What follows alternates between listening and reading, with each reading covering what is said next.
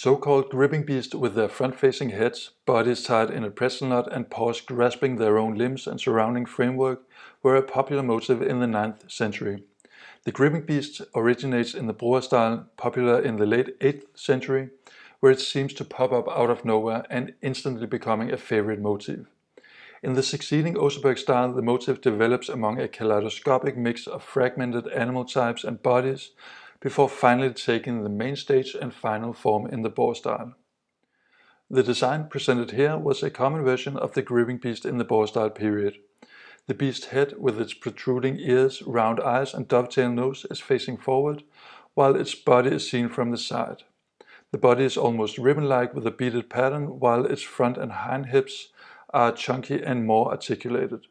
On the other hand, the forelegs and the barely noticeable tail are completely slender and smooth.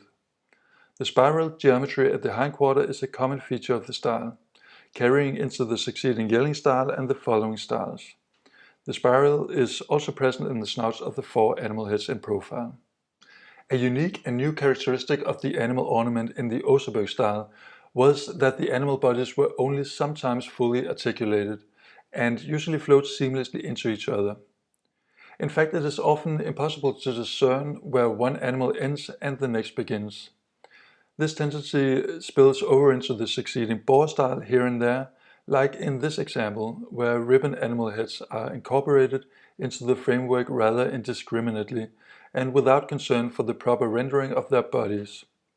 Their necks and lower jaws quite crudely compose the circular framework of the composition, and the 2 bottom heads even have an arm poking out of their necks. A common misconception of this era is that the presence of gripping beasts in the ornament equals Broer style, and that ribbon animals signify yelling style. However, as exemplified by this design's ribbon animal heads in profile, the reality is much more nuanced. Ribbon animals were very much present in Broer style, but they did play a secondary and usually supporting role to the gripping beasts, and often only their heads in profile are featured. One could even argue that the distinction between the 2 animal types is somewhat of an academic invention, as the gripping beasts usually have ribboned bodies, as also displayed here. The 3-dimensional triangular gripping beast heads with round ears of the late Broer style even develop seamlessly into the ribbon animal heads of the yelling style. The gripping beast motif with its forward-facing head and pretzel knot body ultimately falls entirely out of style after the end of the 9th century. However, designs like this one are still found in archaeological contexts dating as late as circa 940. But by then they have lost their former glory and present as debased descendants of the original.